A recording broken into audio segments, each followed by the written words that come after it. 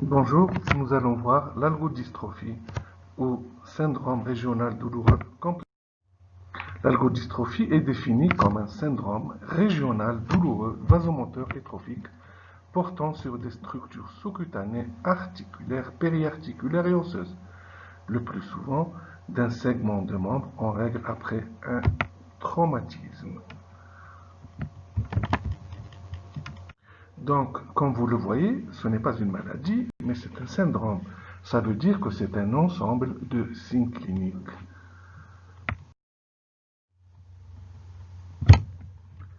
On retiendra comme définition qui a été proposée en 1994 par l'Association internationale de l'étude de la douleur qui s'est retrouvée au congrès d'Orlando et qui a défini comme une douleur persistante dans un segment de membre secondaire à un traumatisme ou à une lésion tissulaire, en particulier osseuse, ligamentaire ou neurologique, et qui n'implique pas un gros tronc nerveux associé à une dysrégulation sympathique.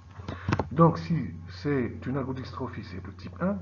Et s'il y a une lésion nerveuse patente, c'est donc le type 2. Et ce qu'on va étudier maintenant, c'est l'algodystrophie. Ça veut dire que c'est le type 1, là où il n'y a pas de lésion nerveuse. C'est Mitchell, en 1864, qui a été le premier à décrire ce syndrome.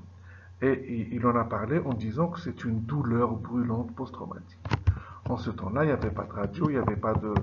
Donc, personne ne l'avait décrit. Et il l'a décrit sur des patients qu'il a vus venir à son hôpital après des traumatismes.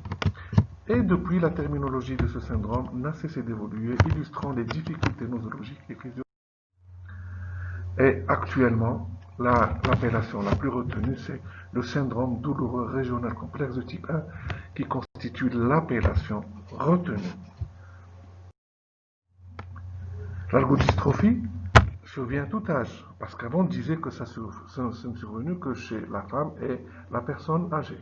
Mais depuis un certain temps, de plus en plus de jeunes et d'adolescents sont diagnostiqués, ce qui fait augmenter sa fréquence. Elle peut toucher le membre supérieur et le membre inférieur. Dans toutes ces... Du fait que c'est un syndrome et pas une maladie, donc la physiopathologie n'est pas bien établie, il est retrouvé lors de plusieurs affections. Il est normal de le retrouver dans les affections traumatologiques, mais ce qui fait donc qu'il est...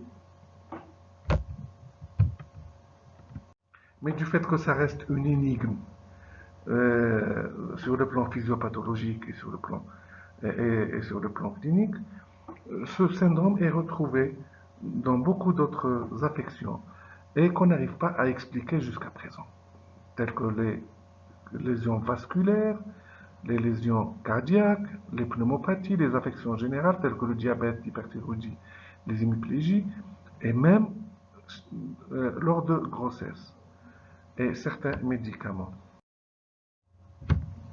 Cliniquement, il apparaît selon deux phases.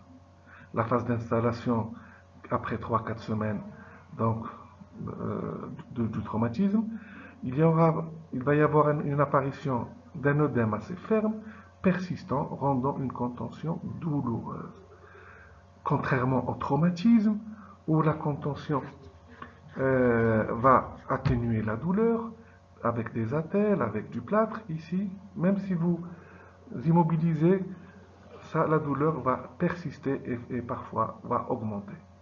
La douleur, elle apparaît après un intervalle libre de quelques jours à quelques semaines et avec une impotence fonctionnelle majeure.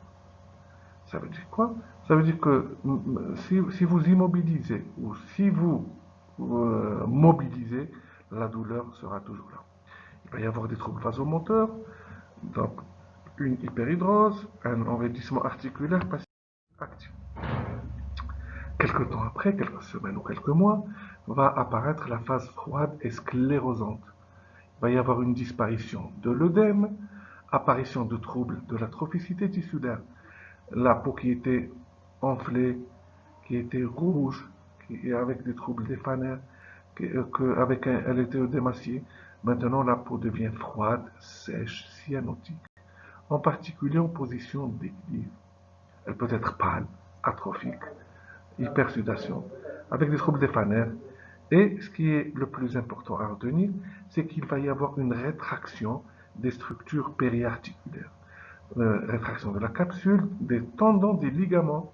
Et cette rétraction va entraîner une raideur articulaire. Donc l'articulation ne va plus bouger. Et elle réalise, ce qui va réaliser à la main, un aspect d'une peau sclérodermiforme. Ça veut dire quoi? C'est que la peau va perdre son élasticité, elle va perdre sa couleur, elle va perdre donc sa qualité élastique. Au pied, ça va donner un varus circain et au genou un fléau. La douleur qui était importante, qui était invalidante, et dans les meilleurs des cas, elle va s'atténuer. Mais elle peut rester encore vive, en particulier à la fonction articulaire. Donc si vous manipulez, si vous bougez, ça va encore donner de la douleur. Et cette douleur, elle va participer à la raideur. Donc les rétractions périarticulaires, la douleur, vont faire que le patient ne va plus bouger son membre. Et ça va encore aggraver la raideur. Et chose importante, l'algodystrophie n'entraîne ni altération de l'état général, ni fièvre, ni adénopathie. La vitesse de sédimentation et la CRP restent dans les limites normales.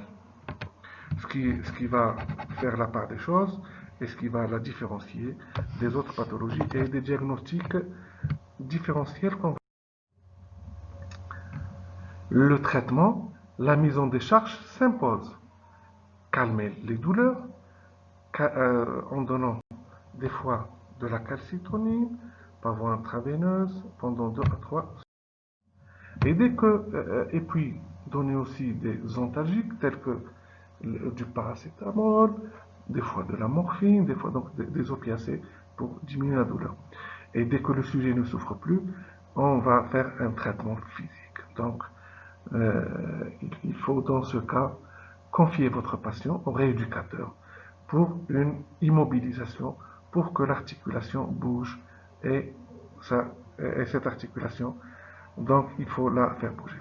Si on récapitule, donc la douleur, elle est importante, il faut la calmer par tous les moyens physiques et médicamenteux. Deuxième problème, c'est la raideur. Donc, dès que la douleur, dès que le patient ne souffre plus ou donc le patient il va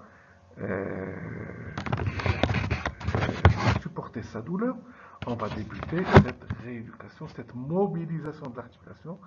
Et ce traitement est lent, difficile et parfois décevant. Il doit être poursuivi pendant 18 mois avant de conclure à des séquelles définitives. Et cette rééducation, elle va nous permettre, donc elle va débuter dès le début, dès le diagnostic, dès que la douleur est supportable, pour qu'à la fin, quand l'algodystrophie va disparaître d'elle-même, le patient va retrouver une articulation mobile. Et c'est ce qui va le remettre sa vie socio-professionnelle. Je vous remercie.